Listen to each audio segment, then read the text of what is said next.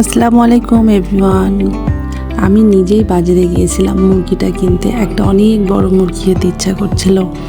তো আসলে দেশি মুরগি তো ওভাবে পাওয়া যায় না। তো এখানে দুইটা আইটেমের মুরগি কেনা হয়েছে। একটা হচ্ছে রোস্ট, এই মুরগিটা কিনে নিয়ে এসেছিল আব্বু। আর আমি পরে বাজারে যে একটা বড় সড়ো লেয়ার মুরগি নিয়ে আসছি, এটা ছিল লেয়ার মুরগি।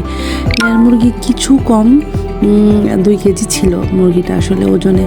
তো আমি নিজে কখনোই বাজারে ওভাবে যাই না, তবে খুব ইচ্ছা করছিল যে একটা মুরগি, বড় একটা মুরগি নিয়ে এসে খুব কষিয়ে কষিয়ে রান্না করে খাবো।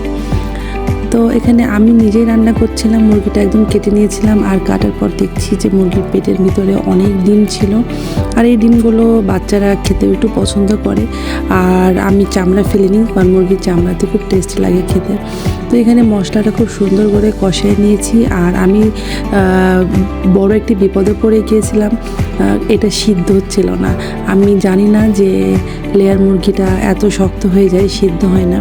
তো আমি যাই হোক কষিয়ে কষিয়ে রান্না করেছিলাম, পরে সিদ্ধ হয়ে গিয়েছিল। আর খেতে একদমই মুরগির মতো লাগেনি, মনে হচ্ছিলো আমি কোনো একটা হাঁসের মাংস খাচ্ছি।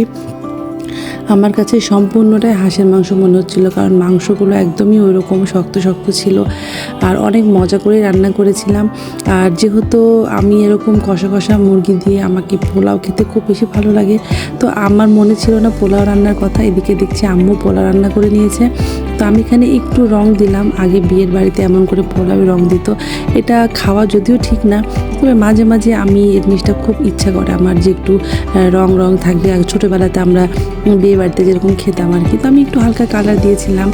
আর আমার তো আর তর্স হয়েছে না, তো এখানে আমি নিয়ে নিলাম। আসলে বাচ্চাদেরকে আগে খাওয়াবো, তারপর আমি খাবো। তো আমার ছেলে মেয়ে দুজনের জন্যই আগে নিয়ে নিলাম।